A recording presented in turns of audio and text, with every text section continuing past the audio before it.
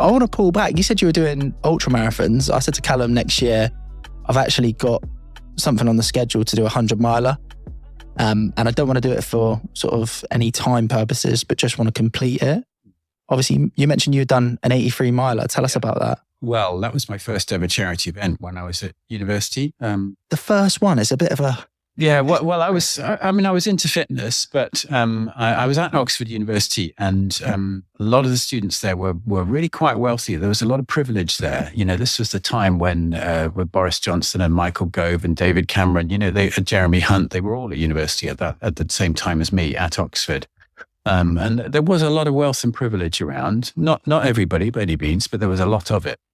And I kind of reacted against this by thinking, really, I want to do something worthwhile with my time, with my spare time at university, other than the studies. So I set up a group to fundraise for Ethiopia, because this was after what's known now as the Live Aid famine, the Ethiopian famine in the mid-'80s, which Bob Geldof responded to with Band-Aid and Live Aid. And I thought we can do something to help here. So I formed a group, and we wanted to stage an event that cost nothing to put on. So I thought, well, I'm reasonably fit. I'll have a go at 100 miles. You know, it doesn't cost anything other than my own training. And two of my friends decided to fast for a week. So we had a campaign which was hard enough to justify people's sponsorship, would really get their attention, but wouldn't cost a single penny to put on. And so without realizing it, we were learning how to stage fundraising campaigns, you know, with low cost, high profit.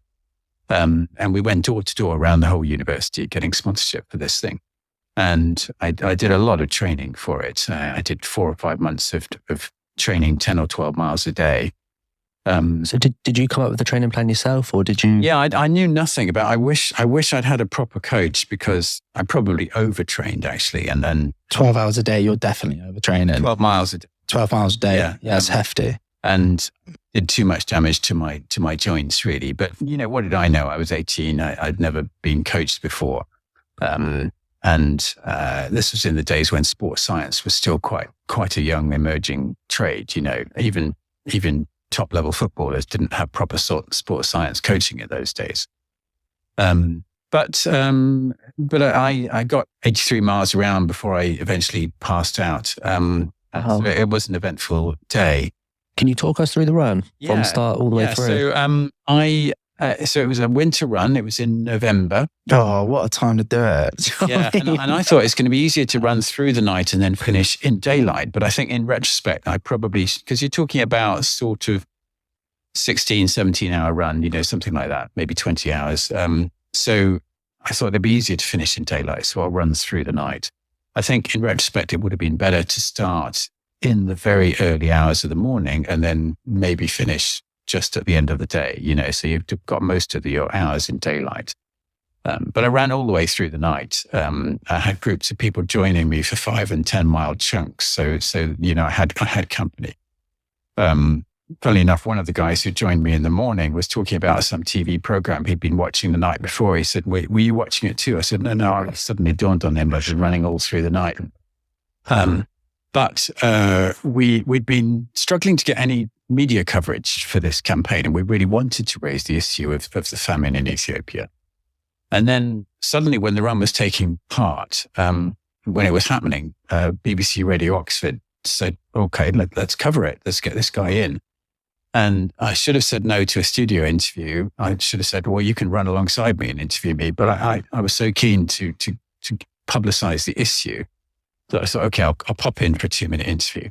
Mid-run? Mid-run, yeah. I shouldn't have done that because it had been a cold night. My body was really chilled. Went into a hot studio on a winter, you know, because they heat their studios through winter. And my body just couldn't cope with the sudden heat change. And I passed out in the studio. Oh, wow. Yeah. At mile 83? Yes. So, but for that, probably would have been able to stagger on. What sort of nutritional value do you take through to the run? So do you have water? Do you have, because when I did my marathon, it was sort of just gels, maybe the occasional sweets, but obviously you're running 4 marathons nearly. So what are you eating? What are you drinking? Do you have like a support team? again, I didn't know as much then because nobody knew much about sports science. You just give it a go, hadn't you? Yeah, I just had little snacks. But the key thing with any big event is don't change your routine, whatever you're used to. So, we tell all of our half marathon participants for Julia's House, just don't switch your routine. Don't do any unusual stretching. Don't drink anything that you wouldn't normally drink on the run. If you're not used to having gels, don't have gels. Just consume what you're normally used to consuming because that's what your body has got used to. Just make sure that you're feeding yourself through a very, very long run. For a half marathon, you just really need to drink water. But for a long run, you do need to take on more fluids and a little bit of light food steadily. For sure. Obviously, that was your first charity event. How much did you end up raising for that? We raised we staged 2 campaigns over the course of 2 years, and we staged in today's money would have been about £75,000. Wow. So it was a lot of money, and that fully paid for 2 redevelopment projects in Ethiopia. And that got me bitten with the bug. But is that where it first began in terms of obviously the career and the journey? Yeah, I fell in love with charity fundraising. And I also gained an insight into what it was like to have a serious illness because I also took up boxing when I was at university, and I sustained a really bad head injury and got a brain hemorrhage when I was at university. It was a life-threatening brain hemorrhage. I was one of the lucky ones. I did survive. But it took me about 4 months of physical recovery and about 4 years of mental recovery to really fully feel stable and normal again. And that overcoming those struggles gave me an insight into what it's like to have a serious life-threatening illness. As I say, I was one of the lucky ones. The children we look after in Julia's House are facing even more severe obstacles, but it did give me an insight into those challenges and how it affects your family around you. Yeah, no, obviously it would. Yeah, I can imagine it would give you sort of a first-hand experience, right? But with that, so what age did you start boxing? 18. And then how did it develop? Was it just from sparring? I got knocked out in sparring. Yeah. I got up a couple of minutes later and just kind of acted like everything was fine, but I had developed a concussion and it caused a slow bleed on my brain. Over the course of the next few days, really bad headaches. It was a slow version of what happens to boxers when they get these, like Michael Watson, for example. It was a slower version of that.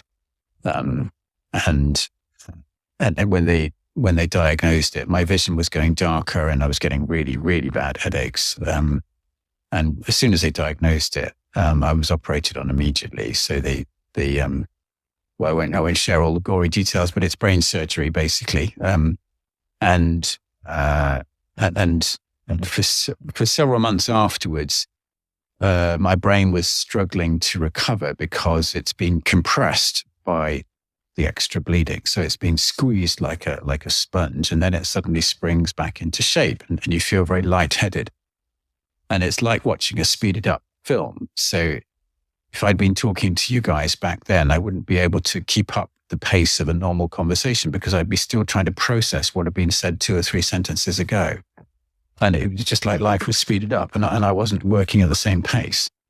So it took me quite a while for my mental faculties to recover. But there's also quite a high incidence of depression in people who have brain surgery.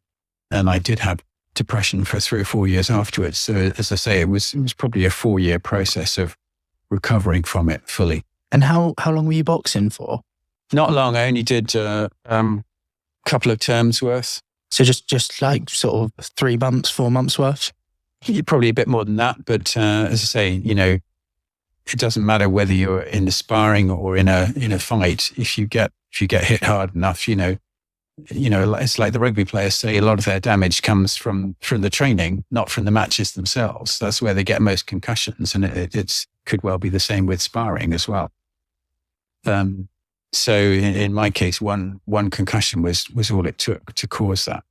That's crazy. Don't you think that's crazy? We both do boxing, and I've never really heard of a story that extreme in that short amount of time, if that makes sense, from start to concussion to sort of having to get over that process. So I've never really heard of anything like that. Have you, Cal? No, never. I don't really ever take it into consideration. So obviously when you are doing maybe a little bit of sparring, you're aware of what could happen, the consequences. I don't really ever think it through that's how far it can go. Yeah. It is dangerous, really dangerous. Wear head guards when you... Yeah, so wear head guard. So you do now, but I didn't back then. Yeah, I don't always wear one, to be fair. I should. I've just started wearing one consistently. But I've had it where I've had headaches for like 2-3 days after doing some sparring and not even taking into consideration where the headaches come from. Well, you should think really carefully about that. Yeah, no, I'm definitely going to after what you've just said then. And think about what is my goal in this sport as well. If you're working towards a finite goal, that's fine. But if you're just doing it for your own fitness and entertainment, but you're acquiring mini concussions along the way, think really carefully about whether that's the right sport for you.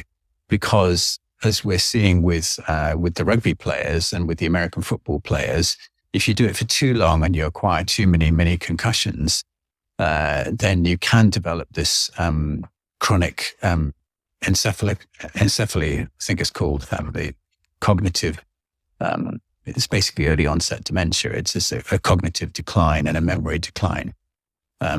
These guys have been playing rugby for years, so they've been acquiring these concussions for a long time in training. But think about what is your goal in that sport. If it's a short, finite one, fine. But otherwise, you are exposing your brain to long-term damage. Yeah, it's not really something that I've actually properly taken into consideration, to be honest with you. Because mine's more of just like a fitness thing. I'm not really too bothered about actually getting in the ring and doing any fights, or it's more of just learning a skill set, and I do it for fitness. It's probably one of the best things I've ever done for fitness. Yes. I mean, I've never getting to the end of a boxing session. I don't really have ever felt like that, or any other sports that I've ever done. Don't know if you feel the same.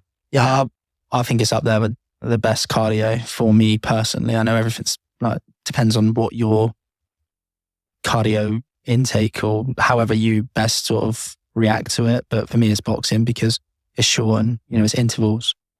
But yeah, so it's definitely best for me. I'm interested, obviously, you've mentioned that you went to university. Where did you actually start growing up? So I grew up in Oxfordshire, strangely. I didn't go to Oxford Uni because it was the local university. It was because I thought it was the best for the course that I wanted to study, which was law. I grew up about as far from the sea as you can get in this country. But now I wouldn't want to live anywhere but by the sea. It's strange. I was Oxfordshire born and bred and went to university then. As I say, I fell in love with charity work while I was there. So I quickly abandoned the idea of becoming a lawyer and decided to devote my life to charity work instead. You mentioned that you went to uni with people like Boris Johnson, Jeremy Hunt. What were those guys like at uni? So I knew Jeremy Hunt quite well. He was a nice, decent guy, sensible guy. I can see why he's been picked to be Chancellor. Boris Johnson, I didn't know personally, but I saw him speak many times. So I was in the debating union when he was one of the leading lights there. I debated against Michael Gove. Did you win? No, he was a brutal. I did okay against him, but he kind of enjoyed humiliating people. I thought he didn't do that with me. I was good enough, but he did humiliate the speakers that he was against. And I thought, really, what are you guys achieving by doing, what's the point of it apart from your own self-promotion? Ego. Yes, there is a lot of self-satisfaction in a student debating society. And these guys were clearly on the path to political careers. Is that how it starts at university then? Because I went to uni, but I didn't even know there was a debating team. Do those guys typically go into sort of certain hobbies like debating and then that leads to, sort of a political path? It's one of the paths into politics for sure. Others are to become a research assistant in one of the policy think tanks that's connected with one of the main parties. And then you become, Westminster research assistant to one of the MPs. There are quite a lot of MPs who are Labour or Conservatives go up through the ranks that way.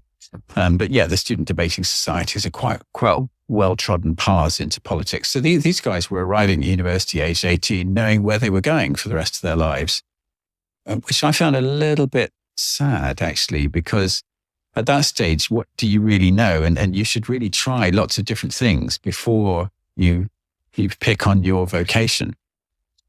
Yeah, it's difficult. So, because obviously when you're that sort of age, you go through, a majority of people go through various different either job roles or experiences. So it's quite a nice path to be able to find out exactly what you like and exactly what you want to do. Yes. So it's almost like I want to call it like a sheltered path. If you know exactly what you want to do, you're sheltered to that path. You don't really take experiences elsewhere. But then again, also it could be a nice thing, because if you know that's what you want to do and you work really hard at it, then you might probably better off further in your career in that, because you start earlier. If you're really passionate about it. But I think it's really important for people to break from their upbringing. So, just because your parents have run the family firm doesn't mean that you have to follow them into the family firm, does it? But a lot of people's lives do unfold like that. What were your parents' sort of occupations? My dad was a GP. He was a local country doctor. And my mother was a secretary in a hospital. And here I am now running a medical charity. I'm not a medic. I'm not a doctor. And I've done all sorts of other charity work as well. I've worked in overseas aid for a while. I've worked for a range of different charities. But yeah, there was a lot of medical talk around the dinner table when I was growing up. And so I suppose something went in on the same level. But my mother was a secretary in an intensive care unit. They were both hardworking, humble parents. And my dad did a lot in the local community. He was always, serving on local councils and raising money for the local community. My grandmother was a big charity fundraiser as well. So I guess there was a little bit of that in the blood, but I didn't realize that until later. Your subconscious was probably picking it up, right? Yeah, that's right. It was only when I went to my grandmother's funeral and heard the funeral eulogy that I realized just how much charity work she had done. She was a volunteer for Women's Royal Voluntary Service in the Second World War, and then carried it on after the war ended. But rationing continued for several years after the war had ended, because Britain was still very poor and short of meat supplies. And she managed to get a supply of meat and make hundreds and hundreds of meat pies and sell them to people when they were a real delicacy. And from the proceeds, she built a community centre in her town. So, she was an entrepreneurial, charitable spirit. And carried on volunteering for the Royal Voluntary Service for 60 years, I think. So I suppose there was a kind of spirit of service and volunteering in the family. You mentioned earlier as well that you did various challenges to start your sort of charity raising career. You mentioned that they funded some redevelopments in Ethiopia. Did you manage to get out to Ethiopia to see them, or? I did, but by coincidence, because 10 years later I was working for Save the Children.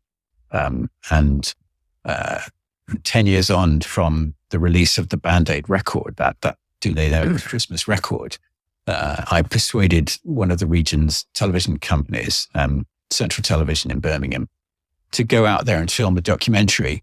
And because Central TV had covered the original famine, I said, let's go out there and see what's changed in the 10 years since then. And one of the projects we saw there was one of the ones that I had helped fund 10 years before. So that was lovely to see. It was still going. And how much had it changed the lives of those people? I think there's a great myth about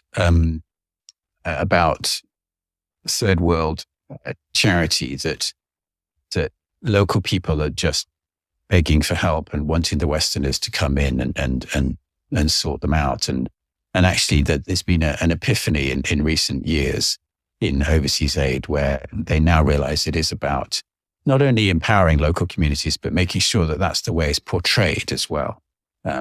You don't have to teach a local farmer how to farm. They already know how to farm. They might need a little bit of assistance with money to build drainage systems, but they know how to farm. So it's that kind of principle. So the country had recovered 10 years on, but in that part of the world, you're never more than a few years away from the next famine. So, it's a hard way to live. And that's what I remember about going out to Ethiopia. It was a country of extremes, extreme territory, extreme temperatures. The people were extremely welcoming, but it was also an extremely unstable country. We came under gunfire at one point during our visit. Tell us about that. Well, we were traveling from the capital, Addis Ababa, up to the highlands of Ethiopia with our film crew. And we were driving along this quite remote country road when suddenly some bullet holes appeared in our windscreen. I didn't hear it, but didn't hear the gunfire. That was too far off, but obviously saw the impact on the windscreen. The bullet holes appeared right in front of us. We were very close to getting killed that day, but fortunately we were in a very heavy vehicle with very thick windscreen, and the bullets didn't pass through. And we never saw our assailants. Maybe when we got closer, they saw the Save the Children logo and thought, okay, let's let them pass. But that's just an example of the further out from the capital you get, the looser law and order is. And so, it is quite a dangerous country. And still the whole of East Africa is an unstable place to work. So, again, we were unlucky, but lucky that day, if you like. So just to pull back on sort of like your journey. So after you've been to Oxford Uni and you've almost now chosen your path, charity work, where did it sort of go from there? What was the next steps? Well, I worked in business for a couple of years first because I wanted to get some commercial skills. So I went to work for Procter & Gamble, the company that makes Fairy Liquid and Ariel Automatic. I literally sold soap for a couple of years, but you're learning marketing skills, right? So, they are useful skills in any line of, in any sort of commercial line of work. That is so cliche, selling soap. Yeah, exactly. Yeah. But as a charity worker, you're a social entrepreneur, aren't you? You're still 100%. doing entrepreneurial things, but for social good. So, you need marketing skills and you need budgeting skills and so on. So I was learning all of that, but really with a view to going back into charity. Were you conscious of that at that age, that you were like, I need these skills in order to be able to support the charity work? Yeah, that's where I wanted to go in the end. Yes. But I found it quite hard because I was surrounded by people who were motivated by their salary, their promotion prospects, their brands, share points.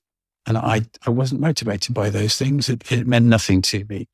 Do you think that's partially because of the charitable stuff, but also, the experience you had with the brain hemorrhage and coming out the other side of it? I was definitely still suffering from the depression during that time. And I think that's what made me really struggle in that environment. And those sort of very, very corporate, very competitive environments are quite unforgiving places as well. The concept of mutual support or staff well-being was pretty alien to those kind of cultures. They're cutthroat, right? Yeah, they are. And I was struggling with quite a serious depression. And so I didn't thrive in that environment. I was learning, it was a useful time. But it was only a couple of years later that I really shook off the last vestiges of that, that brain surgery depression. So I had a couple of years of experience there and then went to work for Save the Children and was there for several years. And after that, I've been working for UK charities ever since. Why did you choose Save the Children? Well, because I was still motivated by that original famine in Ethiopia and wanted to make a difference to it. So I was very passionate about wanting to help people in East Africa.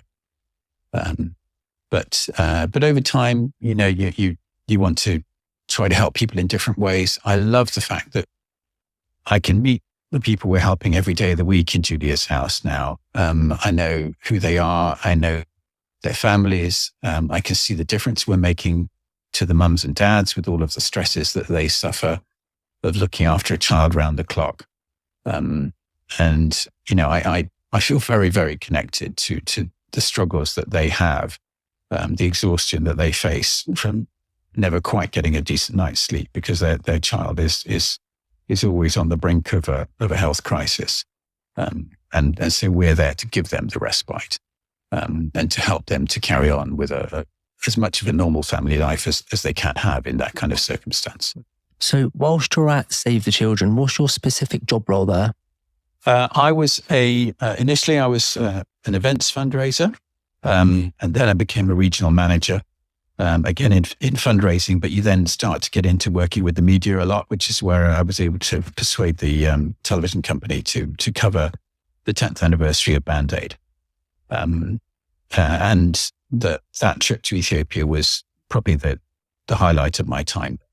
Do you think that the first time that you raised money through, because you mentioned you went door knocking at uni, do you think that skill set helped you raise further money as you sort of went into your role at Save the Children? Oh, definitely, yeah. And, you know, you've got to have a certain amount of nerve to ask people for money, but you've also got to develop tact, and you've got to excite people about the difference that they can make.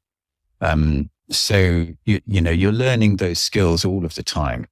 And I'm very glad I did that so young because it became ingrained. How does the business perspective work from a charity like Save the Children? Because obviously I only see things from a sort of some outsider's perspective in regards to it, but how does it function? Is it just like a standard business, but in terms of revenue, it's how much money you raise? Well, most of the overseas aid agencies that are based in this country probably get at least half of their money from the government. Right. So if the government has an overseas aid department, it's channeling a lot of that money through UK aid agencies like Save the Children or Christian Aid or the Red Cross or Oxfam. So they do have big fundraising operations, but they're probably fundraising for 45 to 50% of their funds. Whereas in Julia's House, we have to fundraise for 92% of our funds. So we only get 8% from government. So children's hospices are even more reliant upon public giving. But that's broadly the model in overseas aid. Yeah. And obviously when you are with sort of Save the Children, you develop into the senior manager. Obviously, what does that do to yourself? Because you're holding a lot of responsibility, right? There's a lot of people relying on you, but simultaneously to that, you're also getting sort of the benefit, or not even the benefit, or the feeling of being able to support those people. How does that sort of change you as an individual? Well, it was interesting. I mean, I became the youngest ever regional manager at 26. So I was managing people who were twice my age. Now I would look at them and think, well, they're almost young. Then they looked quite old to me. But they were twice my age. And this 26-year-old kid, as one of them described me, was managing them. And quite a few of them didn't really want to be managed by somebody in their 20s. So it was a learning experience, shall we say. You very rapidly learn that not everybody's on your side all of the time. And, you know, if you're lucky, half of them will go with you half of the time. But the rest of the time, you've got to coax and cajole them and sometimes just rely on instructing them. You know, it was a difficult time. You're learning very, very fast as a young manager. But I'm glad I did it because I was developing so quickly. And I've always had this passion for fairness in the way that we run workplaces wherever I have been, and I've always felt that you have to care about people, you have to be interested in them and their circumstances, you have to make time for them, and you know, we've all had good examples and bad examples of bosses in our lives, and I've also worked in workplaces which were not well run, and when people come to Julia's House, I want them to feel that this is the best employer that they have ever had. And we know we're up there because we take part in something called the Best Places to Work scheme, which is a survey of your workforce. And they score you against thousands of other employers in the country. And we've regularly been in the top 100 year in, year out. And you don't get there by accident. You get there by creating a culture that looks after people, that looks after their mental well-being, that invests in training, that listens to people in various different ways through surveys and employee forums and ways of making people feel like their opinion is genuinely heard. And that is really, really important to me. And of course, working in children's palliative care, we are looking after children who will die young. And therefore, we're going to feel it when those children pass away. And I need to feel that our staff are well enough supported that they won't burn out. That's really, really important. There is a shortage of nurses in this country. So when we're successful in recruiting one, we've got to hang on to them by looking after them and making sure that they don't feel burnt out. You mentioned there that you almost hold the responsibility as well, or you hold the feeling of sadly when the child passes away. How do you detach yourself from that? It's a very, very difficult balance. I think it's hardest for our frontline nurses and carers because they're the ones who are seeing the children most often, week in, week out, for a period of years sometimes, not just months. You're going to feel it if you care, but you've somehow got to not get to the point where you're over-involved. It's a really, really difficult balance. And I still get very, very upset from time to time. But I think you need to feel it strongly enough, because otherwise, why are you doing that for a living? And you need to be able to convey that to people as well when you're persuading them to support you. But many is the time when I've been speaking about our work in public, when I've almost been on the brink of tears. And you realize then that you are carrying a lot of stress inside you because you've seen a lot of children over the years pass away way too young. I think the thing we try to do is to focus on what we can do. So we focus on the joy and the play and the laughter that we can bring into the children's lives, and the respite breaks that we give to their parents, and how much of a difference that makes to their lives. We've done research which has shown that regular respite for families helps reduce the incidence of stress or breakup in the parents. And we take the brothers and sisters on outings. We have a siblings club. We take them on camping weekends. We take them to football skills days. I did one of those with the kids, went along to the football skills center in Parkstone the other day. We try and bring a sense of normal childhood back into the lives of the brothers and sisters, because often they don't get as much of mum or dad's time because they're looking after the child who's having the medical emergencies. Yeah, no, I can only sort of imagine. It sounds heartbreaking, to be completely honest with you, some of the stories and sort of what you've described there.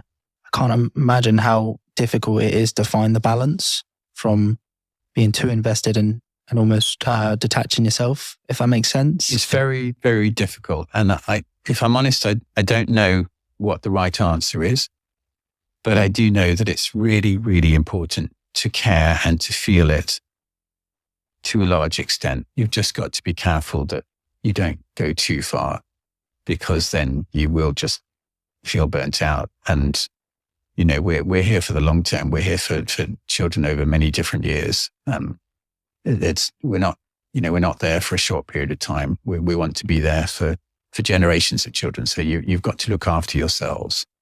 And what I have noticed is that when you look after staff, when you create an emotionally supportive environment, they stay with you for longer. And so you get to know each other better than in other workplaces, and you get to be better at sensing who is under particular stress and who needs an arm around the shoulder at any one time. And so we become good at looking out for each other. Yeah, for sure. So just to pull back, obviously 26, you're managing a reasonably large charity for your age at that time. You've run an 83 miler, which is an accomplishment in itself. You've done a lot up until that point. I'm interested, what drives you at that point? And also, it sounds like you're a high performer. How would you describe yourself sort of in that moment of working up to manager and transitioning into the next company or charity? Very, very hungry. And I hope I've kept that through my career. I've always been looking for how we as a team can improve. How can we be better than we were yesterday? And my life philosophy is leave the world a better place than you found it. We're not on this earth for long. Heavens, I know that in my workplace. We know that not every life can be a long one. And even those of us who live normal lifespans, we're not here for that long. So let's make a difference while we're here. We should all try to live kindly and supportively and make a difference to those who are in need of help and support. And I think that's the truest test of a human being, whether they can live that way. When I see, I do a lot on LinkedIn, corporate social media platform. And a lot of LinkedIn is very supportive and very informative, but you occasionally get people on there posting about their latest sports car purchase or things like that. And I think, well, good for you. But I hope you're also doing constructive and altruistic things with your life. I hope you're living kindly and being selfless in the way that you're living. And you can do both. You can spend money on yourself and be a useful, kind, selfless human being. And I hope people are. But I just feel the acid test in life is can we leave the world a better place than we found it? It would be so interesting to see things from your perspective, if that makes sense, firsthand. Because, for example, the reference to someone buying a sports car, but in reality, if you were just to think from your experiences how much money that could do, or how much good that money could do put elsewhere. Obviously, I haven't really had those experiences to understand how vastly that can stretch. But if I was able to look at it from your perspective, I'd be like, that could do so much better.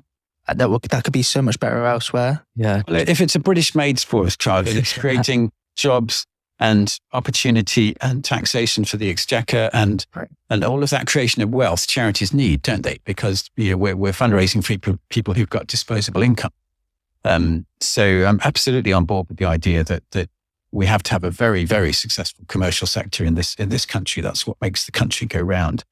But it's the conspicuous consumption, the sort of show-off nature of extreme wealth that I struggle with. I think as long as people are doing that as well as doing altruistic things, that's fine, but not to the exclusion of them. What's your thought process when you see something like that on either on LinkedIn or just in general, somebody that might be showing off of their new car or sort of flamboyantly spending their money? What's your first thought process towards that? That I hope they're also doing lots of good things for lots of deserving people and living their lives kindly as well, which doesn't have to involve anything charitable. It's just about being a decent, kind human being. But if you look at very, very wealthy people, some of them are dedicated philanthropists. Some of them are absolutely determined. And they go about it as if they were running a business. If you look at Bill Gates, he set up the Bill and Melinda Gates Foundation, which is one of the biggest charitable donors in the world. And he's created a proper structure with a proper strategy to make a difference to the causes that he cares about. That's what really sensible philanthropists do. They treat it as a business. How am I going to make the most impact in this area? What are the causes I'm most passionate about? And how can I invest in those causes? Who's the best in their field at doing those things? And let's back them. Whereas other people, are just determined to spend all their wealth on themselves. And, there's a vast difference between the two personality types. Do you think you've always had the core value of empathy, or do you think it's something you've developed through the job roles you've undertaken? I think I've learned it. I mean, I was brought up with good values. That's undoubtedly the case with my parents. I was brought up to appreciate the value of money, and the value of earned money. I did go to a private school, but I wasn't one of the kids in designer gear because my family were not one of the wealthier families. They really scraped and saved to send me to that school.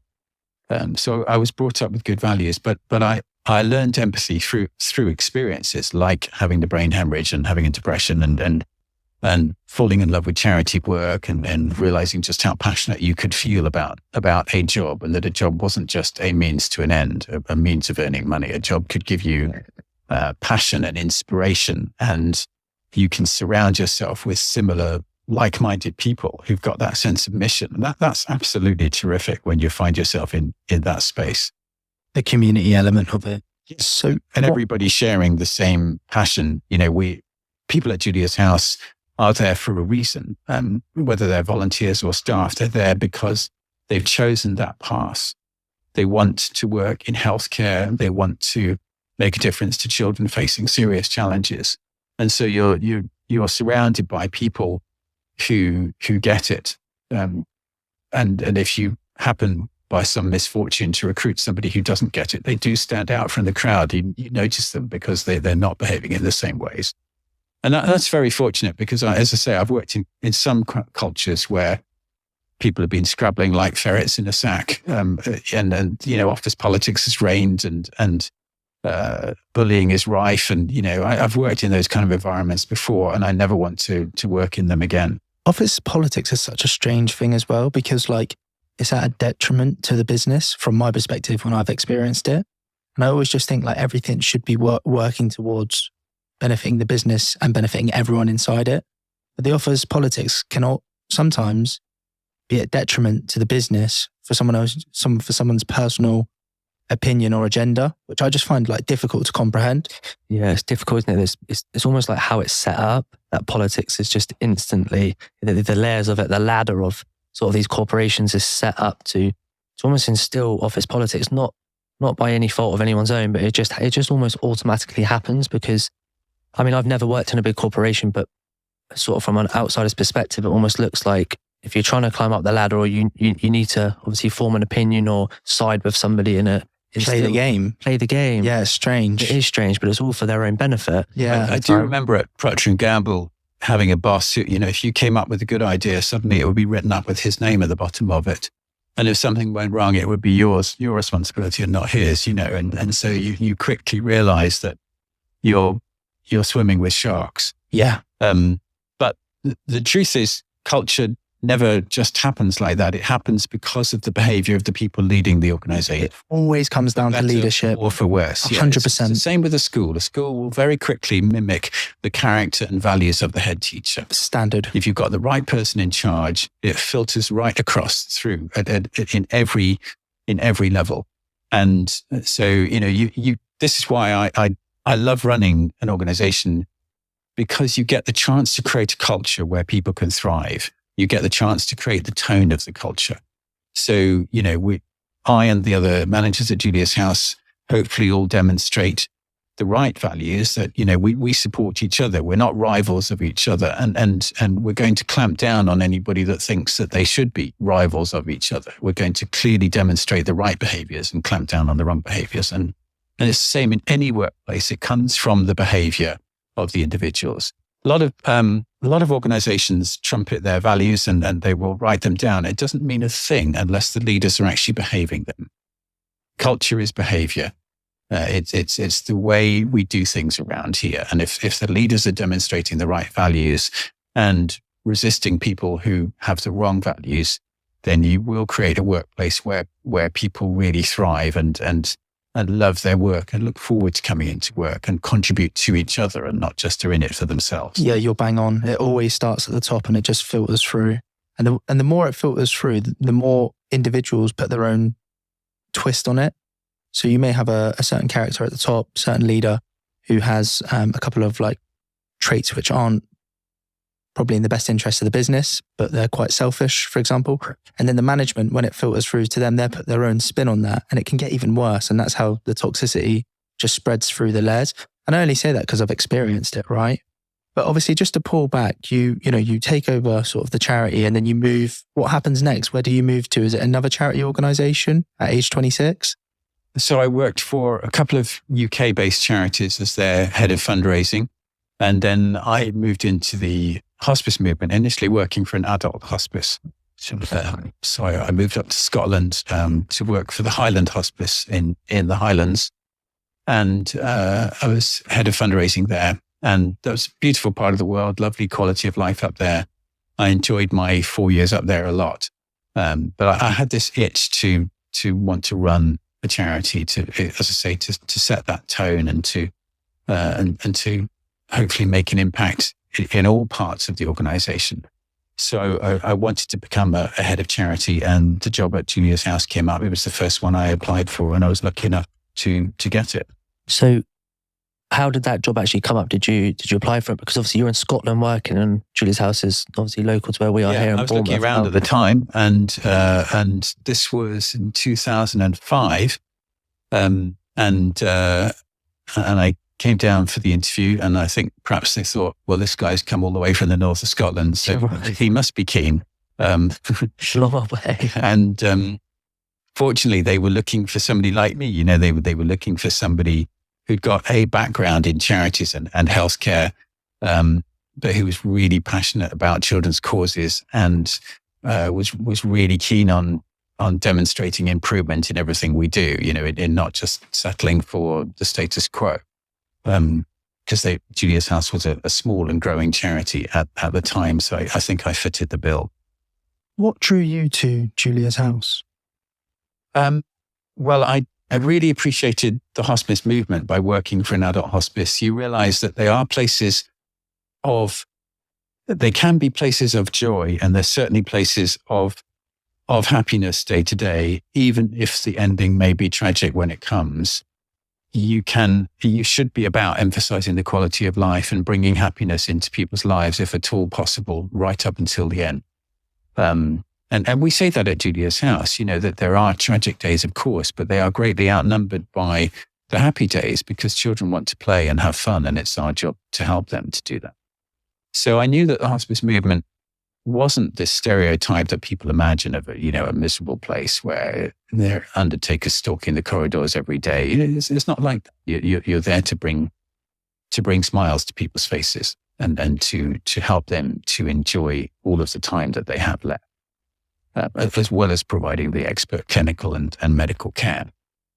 But I've loved children's causes, so this was a children's hospice. So it's I knew that it would be a lovely place to work, and I've been there ever since. You know, I'm wearing my 15-year service badge, and I've loved it, and I continue to feel inspired by it. Every child is different. They bring their own character and energy and love into the room.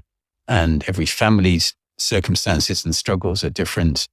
And I think that's the key to running a really good healthcare service. You have to appreciate that every patient is different, every family is different, and it shouldn't be a one-size-fits-all service. You need to understand the needs of each and every one of them and try to adapt to those needs. Yeah, for sure. And I'm interested, obviously, you've done 15 years in service. It's safe to say that Julia's House has developed dramatically during that period. So when you first got to Julia's House, how did you sort of approach the role and the project? What was the first set of goals, and what did you want to achieve when you were there? Well, I think we were still a very young charity. I think we were still feeling our way. Not many people had heard of the charity then. People didn't return our phone calls. You know, we had to make lots of publicity because that's how you get thought about when people are choosing their next charities to support. We gradually employed more and more nurses. They brought an immense level of skill and professionalism into the care of the children, and we started branching out into more complex care, taking on children with more complex needs. And we developed the whole area of family support as well. So we recognized early on that it's not just about the clinical needs of the child. It's about helping that child to feel happy and giving them opportunities to play every day, but supporting the family as well. Because there's a high incidence of breakup in these families. If you're a mother of a child with a very serious illness, you're twice as likely as mothers of healthy children to develop a serious mental illness or a cardiac condition. The mothers, not the children. Now, what does that tell us about the stress that they're under? It says they're sleep deprived. They haven't got time to look after themselves because they're always putting their child first, always rushing off to hospital for that next medical emergency. And their lives are a constant treadmill of care. So we have to give them a break from that. We have to give them time back to themselves by looking after their child regularly and saying, you take a break now, you get some sleep now, or you go out on a date now with your partner, and just have some time back to yourselves. And I think that's probably the most impactful thing that we do. It's giving time back to the mums and dads to regain some elements of a normal life. So as you start your role at Julia's house, have you still been able to maintain your fitness career outside of it? What sort of things at that time were you doing outside of the new role at Julia's house? I've always been a bit of a fitness nut. Yeah. So I've kept going with various workouts and things like that. And then later that came in useful because when we started to develop fundraising challenges, I was able to take part in some of those. So a couple of years ago, I challenged Eddie Howe when he was managing Bournemouth to a fitness challenge. And the two of us did a 2-hour insanity workout challenge. They are hard insanities. They are very hard. It's a 30-minute HIIT workout. And we set ourselves a target of doing it for 2 hours, which is very, very hard. And a few local businessmen joined us as well. And we trained through the winter for this in the AFC Bournemouth gym.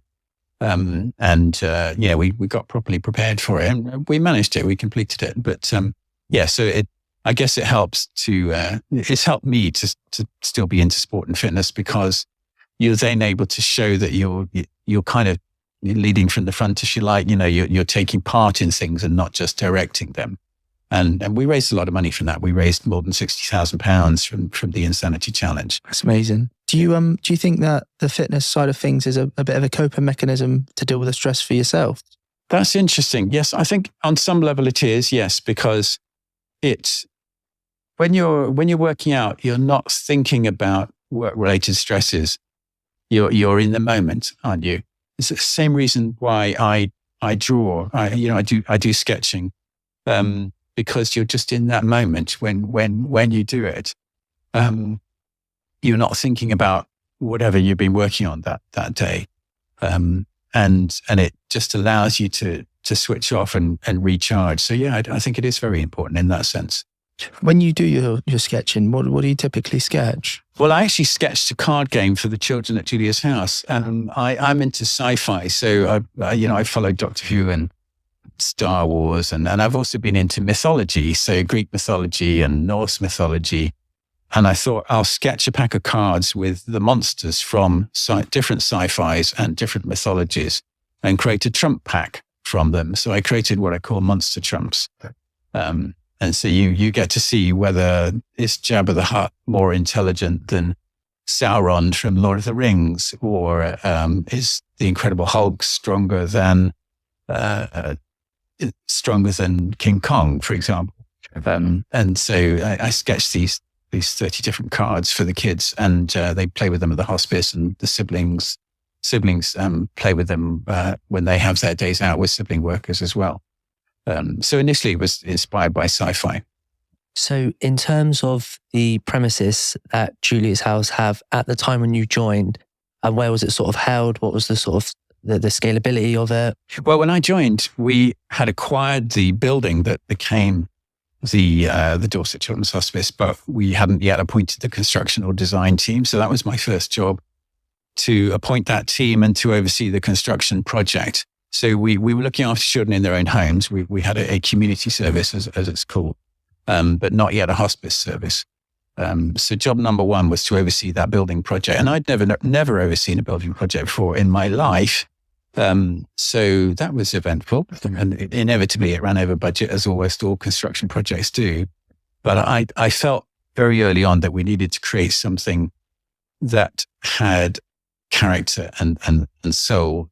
We didn't want to create something that just looked like a Travelodge. And you've got to remember also that these children spend a lot of their lives in hospital, and hospital environments, although they try not to be, are very clinical. And, that's where the children experience a lot of painful procedures. And when they come to us, it has to feel different. So it has to look and feel like a home. You guys have been involved in some of the design of Julia's house. And we chose the Jurassic Coast as our design theme because that gives you fun dinosaurs. It gives you the beach, sand and fossils. It gives you a lovely theme, and the coast is a theme that appeals to kids of all ages. You've got to think about the 15-year-olds as well as the 5-year-olds. If it's all Disney, then the teenagers wouldn't want to be there, would they? So you've got to create a theme that's suitable for kids of all ages. And whoever they are, I want every child to come into Julia's house and where there's 3 or 4 points in the building where they just go, wow, where they just light up. It might be different from a 3-year-old or a 16-year-old. 16-year-old might be more interested in the gaming room, for example, where we've got a big screen to do gaming with each other. The 3-year-old might be much more interested in the arts and crafts room or the multisensory room with all of these flickering lights and fiber optics. But you want to create that sense of wonder in the children so that they look forward to their next stay. And that's about design. It's about thinking through the design before you create the building. In terms of the building itself, how much does it sort of cost to build something like that? Because they're obviously big, beautiful buildings. And obviously you mentioned you went over budget. And also, is it fundraising that you get the funds to be able to build it, or? Yeah, so the Dorset Hospice was 100% voluntary funded, as was the Wiltshire Hospice when we built our second children's hospice. It's amazing. So the most recent one was the Wiltshire Hospice. We created that 5 years ago, and that cost just over £2 million to build.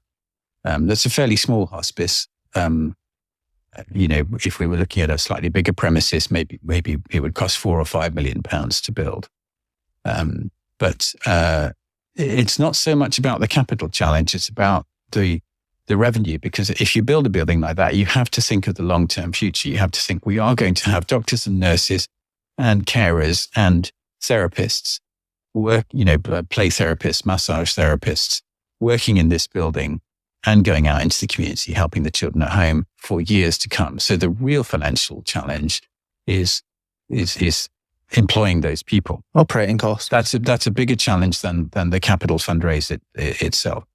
For sure. So in terms of obviously the sort of fundraising element, do you have sort of like consistent donors and then do like sort of major events and charity events in order to sort of sustain the operational costs? Is that how it works? I think the key to financial viability is to have lots of eggs in lots of different baskets. So you're not too dependent upon any one group. So yes, we have some regular donors. We run a chain of charity shops. We just opened our 14th shop actually in Warminster. And in Creekmore, here in Dorset, we have the biggest charity shop in the south of England. It's absolutely immense. It's more like a department store. Very, very successful. So the shops are a big part of what we do. Yes, we stage events. We also encourage people to do their own challenges, whether it's a sponsored abseil or a fitness challenge or whatever it might be. That's a big part of it. And we also apply to grant making trusts and foundations. We get a little bit of government money, about 8% from government. And we run our own lottery as well, £1 a week lottery, and with a weekly prize. So there's lots of different things. So if one thing struggles, and some of them will going into the next 12 months, because we are in a cost of living crisis and it's already affecting all charities' income, absolutely, then hopefully others will take the strain. So for example, the secondhand shops do much better in recessions because more people buy used goods than new goods when times get tight. So that's an example of how one of your areas of income can hopefully take a little bit of the strain off some of the others. Yeah, it can almost subsidize the drop in donations. Yeah. Hopefully, right. And it's interesting that more young people are buying what they call sustainable fashion now, because they don't want the wastage of always buying new clothes. So they would rather be recycled. This jacket I'm wearing is from one of our Julia's House shops, actually. So I am wearing sustainable fashion. It's nice and smart, to be fair. It's from Next, and it cost me £7. It's very, very smart. What about that for That's a deal. That's a deal, to be fair. In a charity shop near you. So sustainable fashion has become a big thing. It's massive. Martin, you've mentioned so many frequently throughout this podcast that culture is such an important thing to sort of any company or sort of your charities. How have you been able to manage to instill the culture in the current charity you're at Julia's House? It's so important to do that because There's nothing like being surrounded by the right people. And equally, there's nothing worse than having one or two of the wrong people. You have to put a lot of thought into recruitment and selection. That's where it starts. Don't rush into an interview 10 minutes beforehand wondering what you're going to ask them. You've got to really think through the whole process of evaluating a person, not just for their skills and track record, but for their character and values, and how you're going to test their emotional intelligence in selection procedures. And there's a reason why Special Forces put so much investment into selection. It's because you have to pick the right people. It's the same in any high-performing workplace. And then when they've joined you, we train our managers in how to manage people. We don't just assume that if you've got the word manager in your job title, you will automatically be a brilliant, intuitive, supportive manager. Some might, but others might not. Others might need help and support to develop those skills. And it's interesting that the people we recruit from the NHS haven't been trained in management skills. It's new to them. So we research our own management and emotional intelligence training. And what do you actually look for in terms of the characteristics in someone that you think fits the culture of Julia's House? I look for somebody who takes pleasure in the development of other people's skills. So it's not just about them. They talk passionately about how they have developed colleagues' potential. If they've been a manager, I'd want to know how they've developed other people and help them to thrive and gain new skills. That's interesting. And get promoted. I want them to be able to show me how they evaluate themselves. So they're not just thinking that they're good or telling you that they're good. They've got evidence for why they and their team are good. So they're measuring their own impact and listening to criticism as well. Some of the most successful business people in the service sector are people that listen very carefully to complaints. They're absolutely passionate about finding out what a complaint can tell them about how to improve their service. So I want to know how people are evaluating themselves, how open to learning they are, and how open to criticism they are. And you've got to find ways of teasing that out.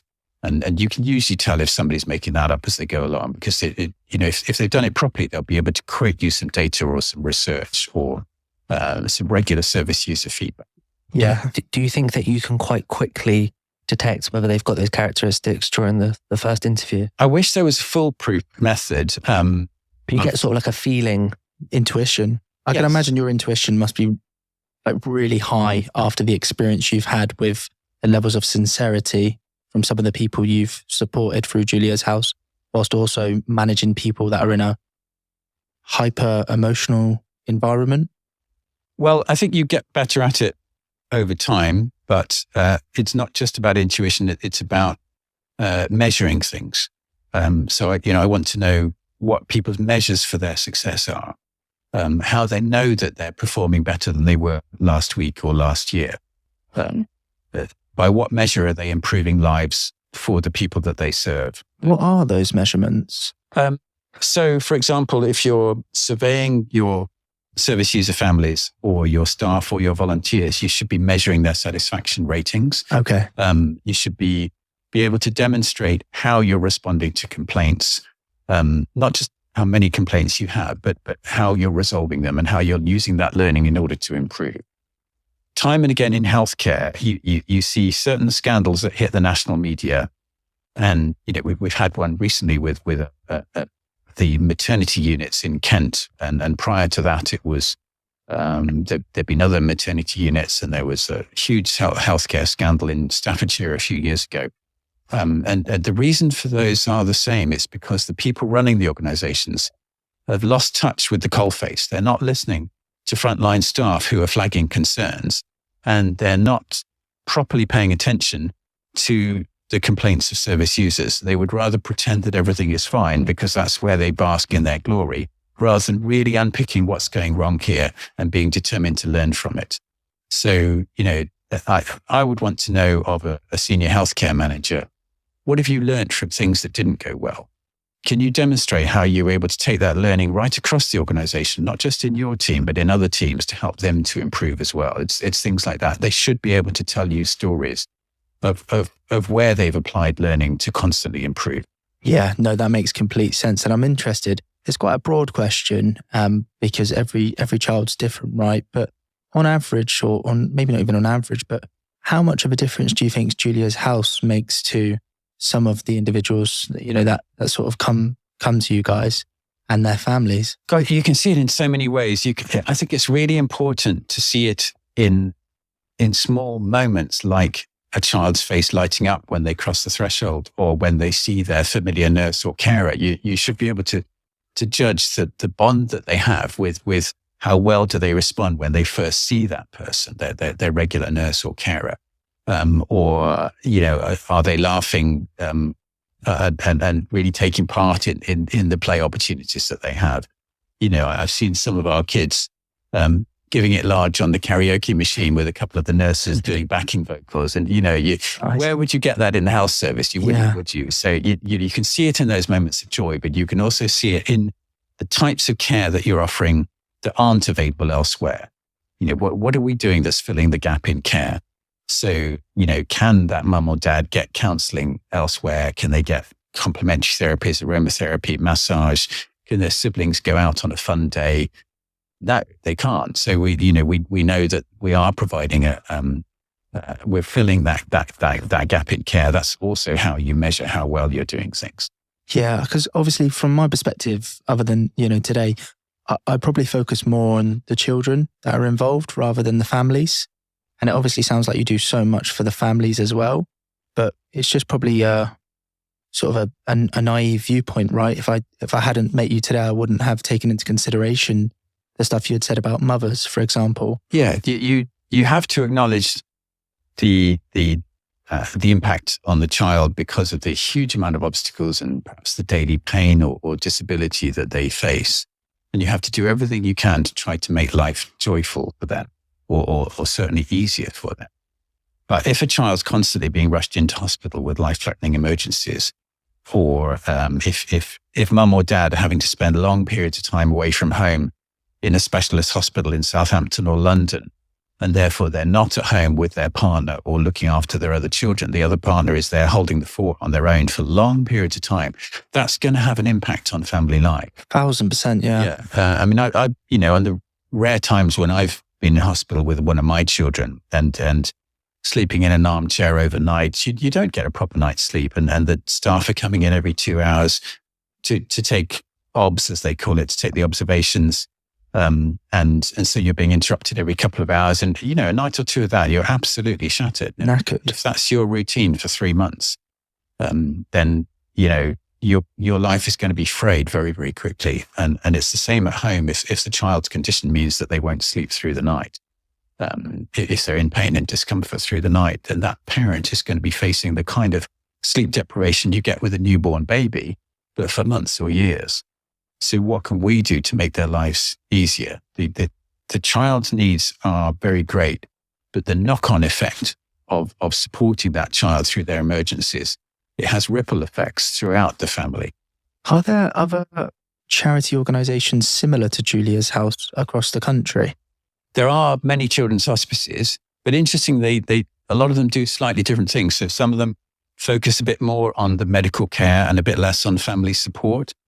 Some focus more on end-of-life care and a bit less on respite care. We do both. We do look after the children at their very end of their lives, as well as respite care. But at least 80% of our work is the regular respite breaks, week in, week out, long before the child gets to the end of life. And then what you find is that when that family really needs to lean on you at the end of their child's life, they know you very well. So it feels quite natural to welcome those nurses and carers into their home if they want their child to die at home, for example. It feels almost seamless because you're known and trusted by the family. You built a relationship, right? Yes. What springs to mind is like, from what you said there and what you offer and the way you can support the family is like unbelievable. It's absolutely amazing. Why do you only receive 8% of your funding from government? That's a very good question. Why is that I think not? it's partly because the health service is relatively cash strapped. It's partly because, we are working on the border of health and social care, if you like. And It's a hybrid. yeah, we're looking at helping to prevent families from reaching crisis points. So It seems if you like a social care model as much as a health model. Yes, we employ the nurses and doctors with the clinical skills, but we're also there to help the families not reach crisis point. It seems like it's a prohibitant to something that could be quite extreme, while simultaneously an evolution of what the healthcare service should be like. Well, I have been to government. I have campaigned for years to try to get ministers' attention for the fact that if you provide more respite for these families, fewer of them will break up, fewer of the parents will have mental breakdowns, and there will be less demand, not only on the health service, but on the welfare 100%. as well. It's like a domino effect, isn't it? It is, but what you're saying is if health spends more money, social care can save money, welfare can save money. And so you're saying Department A in Whitehall should spend more so that B and C can save. And it just doesn't compute. It's tip of the iceberg, isn't it? We have tried to go to the Cabinet Office, which in theory overarches all of the government departments, to say, let's look at this in the round. If we're interested in less of these parents splitting up or having mental breakdown, they're not all going to, but they are at higher risk. If we're really interested in keeping families well, here is the prevention model. Let's stop them from reaching crisis point in the first place. And by the way, you can save money along the way. But we have not succeeded in getting the government's attention. It's been like banging our heads against a brick wall. Such a strange thing for them to not even have a consideration to do that. I think they would even fill out some surveys and studies in regards to it, just to actually measure the benefits of it. We've done that research. So Julia's House has led national research, which 18 children's hospices across England and Scotland took part in, surveying those families.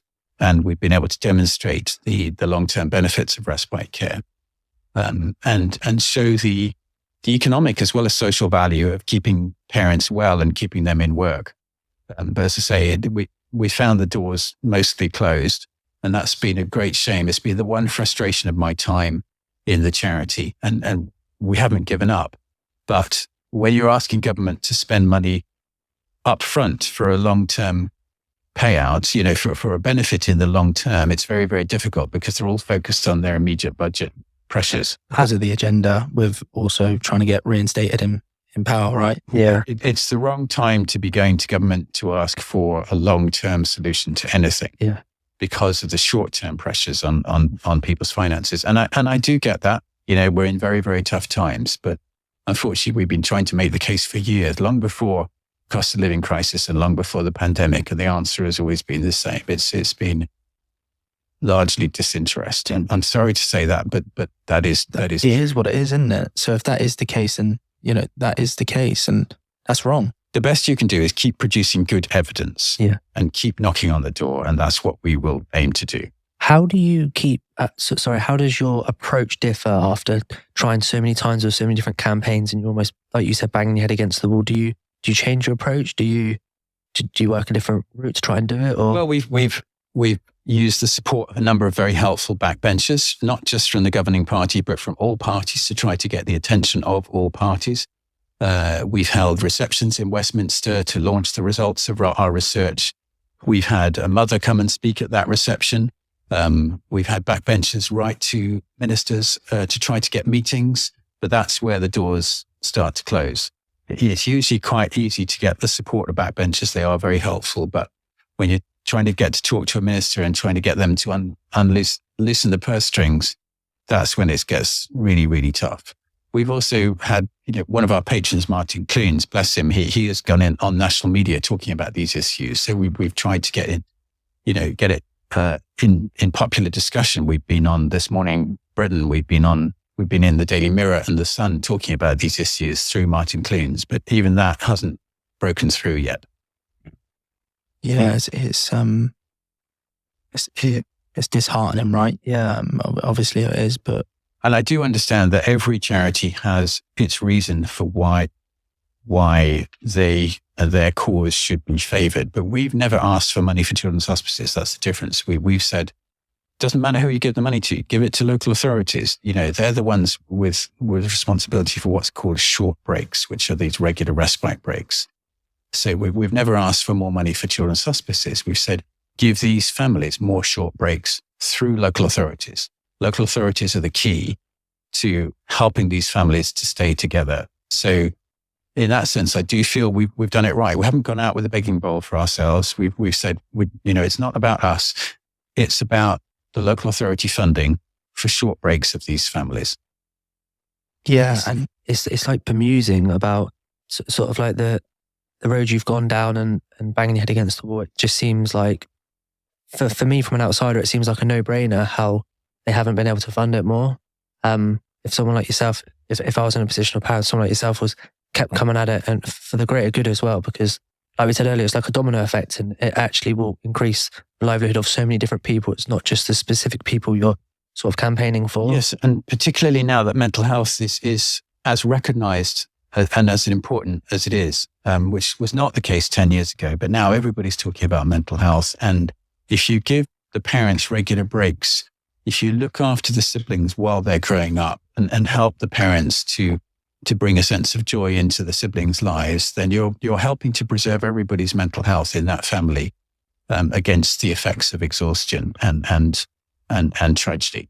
And so you would think now would be the right time, wouldn't it? Because mental health is right at the top of the healthcare agenda. But unfortunately, we haven't seen that breakthrough yet. Have you considered going into politics? No, I haven't. You'd have to nail your colours to a particular party's mast, and I've been quite careful to talk to all parties during this work, right? Rather than to say, well, we're only going to focus on this party or that party, and I don't have a particular affiliation, so no. But you do sometimes wonder what would happen if you've got people that really had worked within healthcare all of their lives to run the health service.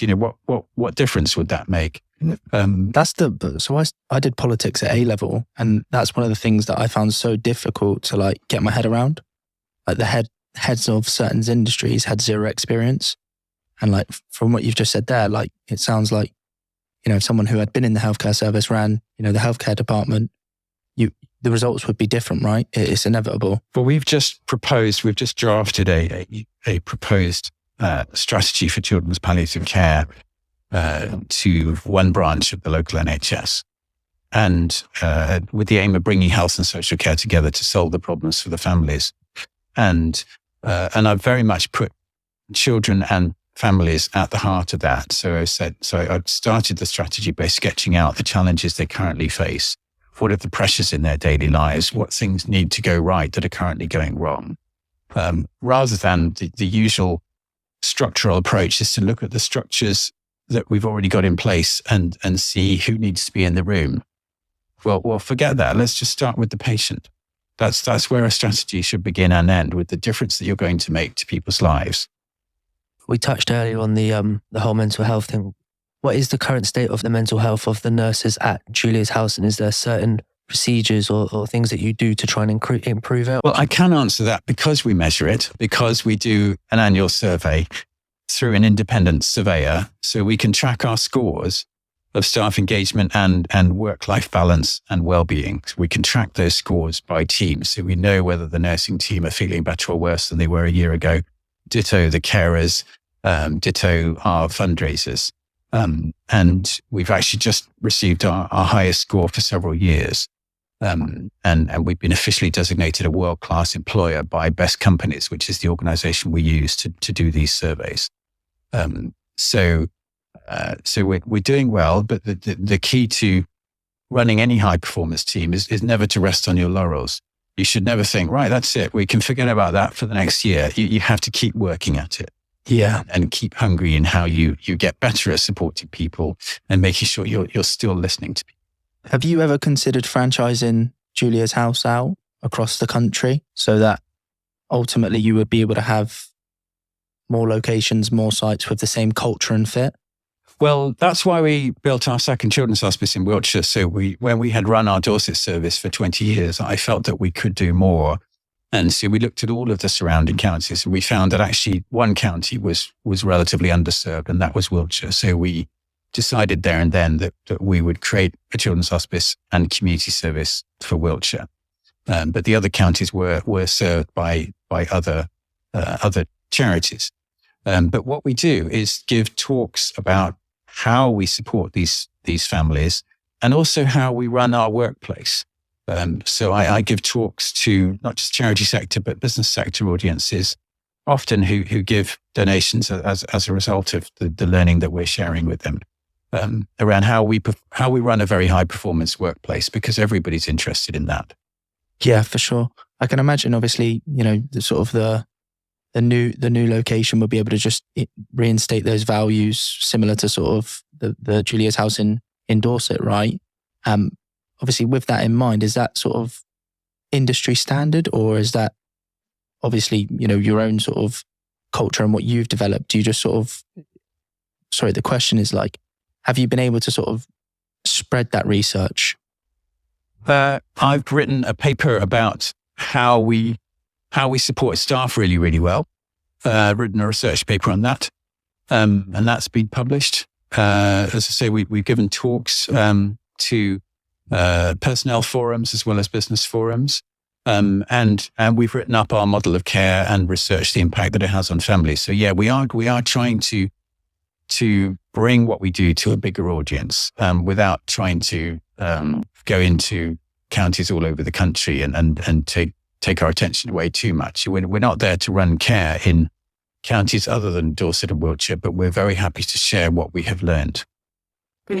Is it, so when you're specifically choosing, so obviously you chose Wiltshire as a location because there might have not been any, I call it competition, but it's not competition. There might not have been another one there. It was unserved, rather. Unserved, sorry. No, competition is probably the wrong word, but what's the sort of culture like between different children's hospices? Do you sort of help each other out, or is it something where you've located a county where there's already one there, so you wouldn't go there because they're already serving children, or can you work in harmony? We do work together, yeah. So we work together with the Hampshire-based Children's Hospice. Our medics work with their medics to exchange learning and to make sure that we're hearing about children who, if a child's been referred to Southampton Hospital first for specialist care, that might be the first place where doctors realise that the Children's Hospice in their locality in Dorset could help that Dorset family. So we might get that referral through Southampton. So it's important to maintain good networks. And there are learning forums amongst hospices, both the adult and the children's hospices. So we meet regularly to exchange what we've learned. And that's often about, what didn't go well as what did go well. As I say, that is key in healthcare, to look at things that didn't go well and make sure that everybody's learning from those as well. What do you think will happen to the healthcare system in the UK with the NHS and funding over the next sort of decade? Because, from what I've read and from what I've seen, obviously the trajectory in terms of funding seems to be decreasing. It's coming under immense pressure for 2 or 3 different reasons. One is that the population is aging, so our population is growing, so there are more people to look after. And secondly, although there are lots of doctors and nurses being newly trained, there are an awful lot retiring at the moment as well. And so they're not being trained in sufficiently new numbers to keep up with the growth in population. And we are gradually experiencing a big shortfall in doctors and nurses and carers. I think there are about 50,000 nurse vacancies in this country. And the generation that are retiring are not being replaced in sufficient numbers to keep up with the growing population. And when you add that to inflation and the fact that everything that those hospitals and community services are buying, from the electricity they buy through to the supplies they buy, if those things are going up by 10% or more a year, well, that means they're going to have less money to spend on patient care, So the squeeze is coming from all sorts of different angles. But I think the most acute one is the lack of staff. There are not enough doctors and nurses in the system to cope with the growing population. Why is that? Well, it's because the population is getting older. It's because fewer people are coming over from other countries. Fewer people are coming over from other European countries post-Brexit. So we're more dependent upon doctors and nurses coming from countries like India, for example.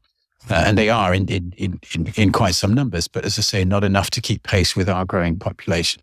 What do you think about nurse pay, obviously, as a topic of conversation at the moment? Do you think that has an effect on the amount of applications going through to go into the healthcare service at the moment? I think nurse bursaries in university are absolutely crucial. We've still not reverted to the place we were 10, 20 years ago where nurses would get bursaries to be funded through university, and therefore fewer people are enrolling at university. That's where you need to start. But we recognized very early on at Julia's House that we had to compete with health service levels of pay, or else people who've got their own mortgages to pay and their own kids to support and feed, they're not going to come and work for you if they're paid 20% less than they could earn in the NHS. That's simple economics. So it has to be competitive. And nursing, like any other profession, is coming under the cost of living squeeze at the moment because salaries are not rising as quickly as inflation. Yeah, for sure. No, I'm completely with you on that. And I guess that kind of brings us up to sort of where we're at today with Julia's House and everything. So we've got a couple of questions we usually leave it on. I want to know what's next in line for Julia's House and what's the future look like, really? We have, we're going to get more and more children referred to us as we get better and better known. And more of those children are living longer with advances in medical science. So they will be with us for more years, and their needs are gradually getting more complex as well. So we're going to need more nurses to look after them. And that requires success in recruitment, but it also requires more funds in order to bring those nurses into the charity. So that's our greatest need. It's keeping pace with the referrals. We never want to say no to a child for financial reasons. If they're eligible for our care, we want to care for them, and we want to care for them now rather than in 6 or 12 months' time. Palliative care is not the kind of area of medicine where you want a waiting list, because you don't get a second chance at end-of-life care. You only get one chance at it, and you have to do it promptly and really, really well. So that's probably the biggest challenge for us. And I also want to make sure that we're here for the long term, that we're running the charity carefully, that we look after our people, that they stay with us over the long term. We've got a decision to make also about whether the hospice in the building of the hospice in Dorset is big enough for our needs. Is it big enough for the next generation of children, for the numbers of children that will be referred to us? So we've got some interesting challenges there. It's all about looking at the next 25 years and not just trying to sort of keep the plate spinning on the level of care that we have currently. What is your philosophy on the subject of death itself? Because obviously you're in and amongst it quite a lot and people see it as a positive and a negative, but what's your viewpoint on it? I think we should talk about it much more frankly as a society, and we're getting better at it, but I think there's still a feeling of death has to be hidden away. Death shouldn't have to be talked about. It is a fact of life, and palliative care is something that a great many people are going to need, whether in adulthood or sadly occasionally in childhood. And we need to be more honest about talking about it. So I want us to be able to talk about the needs of people when they reach the end of their lives, whether in adulthood or in childhood, to acknowledge the pressures that those children and families are under and the importance of doing it well. As I say, you only get one chance to provide end-of-life care. You can't bring them back a month later and say, can we do it again and do it better? You've got to create the right caring and loving environment where that family, in amongst the tragedy, can also fall back on some good memories that they had with their child, can also remember their child laughing and playing in our care, can remember some joyful days that they had, because those are the memories that will sustain them through the grief that will come. So you get one chance to do it right. If you do it with passion and love, you can help families through the grief of what they will go through. Yeah, for sure, 100%. And it's weird because death is like a bit of a taboo topic, isn't it? Like even bringing it up on today's podcast, it's quite a difficult thing to talk about. I guess I'm interested in yourself here. Are you spiritual at all?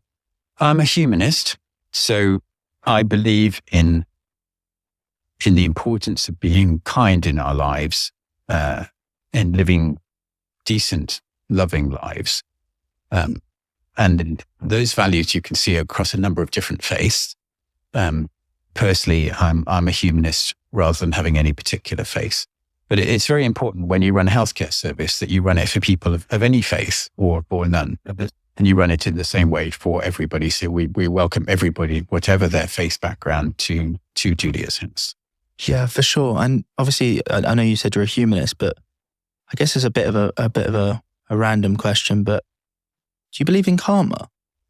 Yes, I think that in the way that you live your life, in the way that you treat people, ultimately what goes around comes around, and you get out of life what you put into other people in life. When I meet up with people that I met in previous workplaces or old school mates, or I'm always really interested in what they've done with their lives and what they're doing. I'm very interested in other people, and I think hopefully that there's a kind of reward in that, because if you're genuinely interested in other people thriving in their lives, it just creates good things. You know, I believe in helping out other good causes and not just the one that I work for, and just trying to be as kind to people as possible. You don't do it for a return, but if you live your life that way, you will be more fulfilled, I think. It's almost surrounded by people who have the same kind of values. It's almost like recycling energy. Sort of like the energy that you put out gets recycled back towards you. Yes, I'm with you both, and like I want to believe, like, obviously in karma and all the good things that come with it, but at the same time, how does that sort of sit when you see death firsthand to sort of, children or adults that almost don't deserve that to happen to them? You realize, if that makes sense, very early on, that life is not fair. Yeah. That life is much more unfair to some than to others. And we can't do anything about that. We don't have the cure to all of these illnesses, to any of these illnesses at the moment. Children come to us when they have an incurable stage in their illness. But you can make life easier for them. You can bring happiness and joy into their lives, and you have to concentrate on what you can do and not what is out of your control. We have to make the most of every moment that each child has and help each family to be resilient enough to go through what they will go through, even if we can't change the outcome. Do you think working in and amongst death has helped improve the quality of your life or your outlook on life or your philosophy? I think working with people who share the same passions has improved my outlook on life. I think if you work in an area which is at times incredibly upsetting, it will take a lot away from you. It will take a lot from you. But what you get back is the joy of working with people who share your passion, the joy of working with kind people. That's what sustains me. What even is your philosophy on life? I want to know that when my time comes, the way I've lived my life has left my little corner of the world a better place than when I came into the world. I want to leave the world a better place than I found it. And you can do that in all kinds of ways. I gave a talk to a school not long ago. And it was one of these, very expensive, high performing, high fee paying schools, where they're grooming the next generation of lawyers and top scientists and so on. And I said, actually, it doesn't matter if you're successful in life. If you are, good. But what really matters is that you're kind in life. That's the most important test of any human being, that you've been helpful to others in whatever you do. You can do that with your friends and with your relatives and not just through your profession. But that's the real test in life. Can you be kind to others? We've all worked with people who are fantastically successful professionals, but not necessarily that nice to work with. Who's going to miss them when they're gone? If you live your life well, then people will miss you when you're gone. And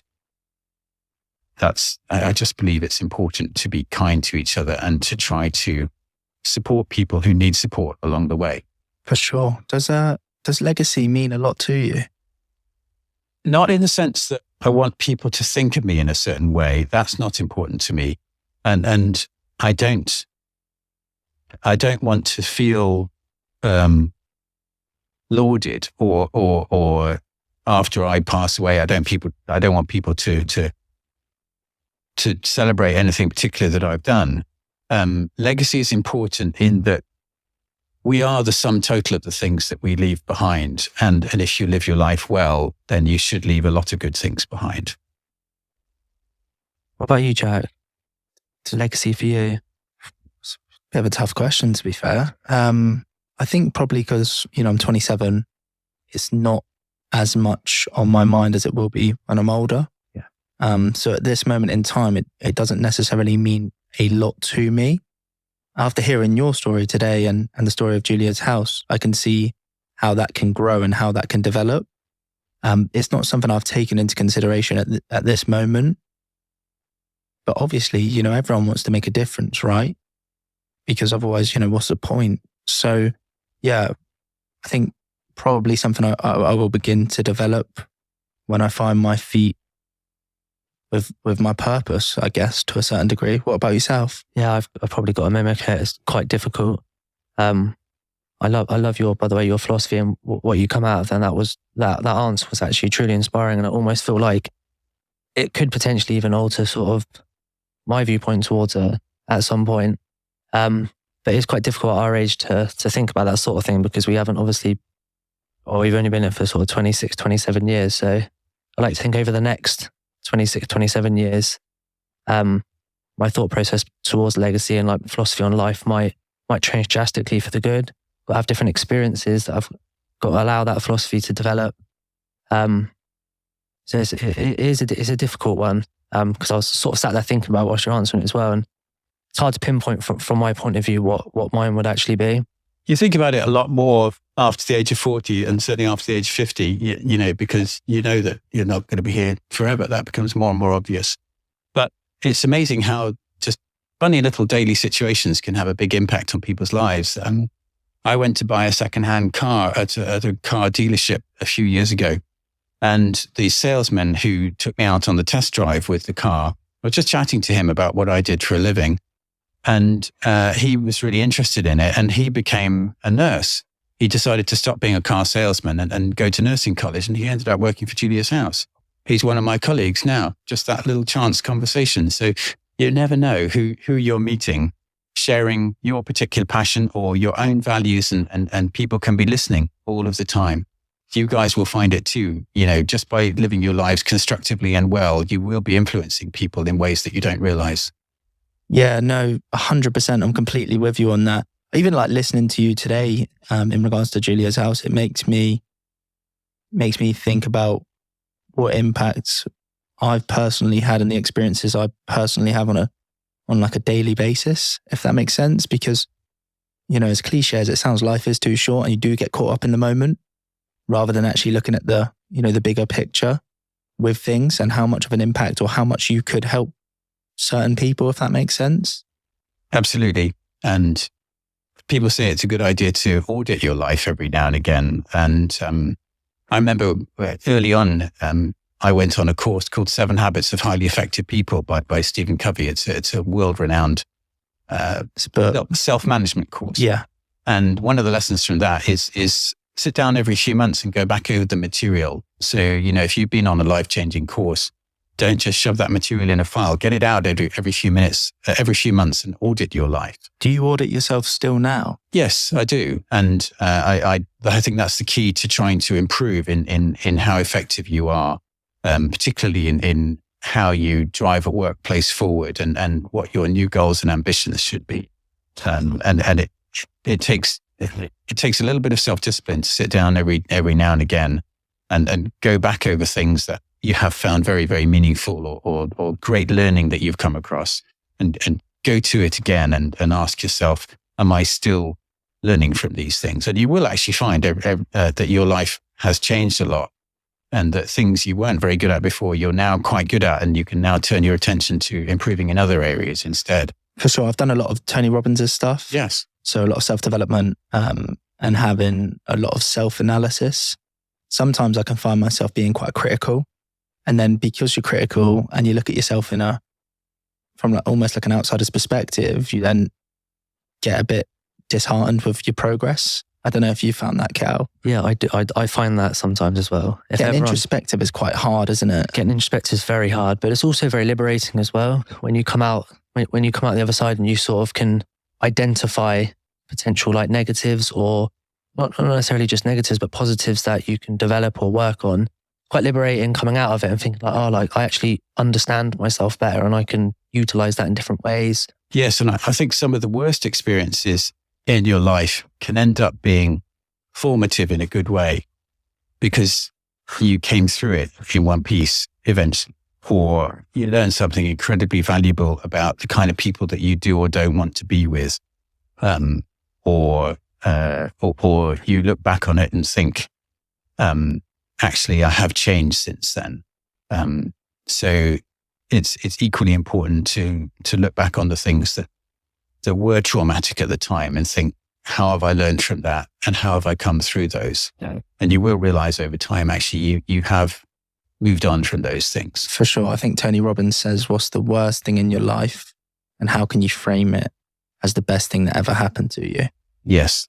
And I remember Tony Robbins also saying that everybody everywhere is motivated by two things, a sense of progress and a sense of belonging. 100% community, and how worst feeling in the world by far, being stagnant. Yes, at being isolated. And so when you're in a workplace, if you're a manager, ask yourself, what am I doing to create that sense of progress and belonging in the people that I'm managing, in the people that I'm responsible for?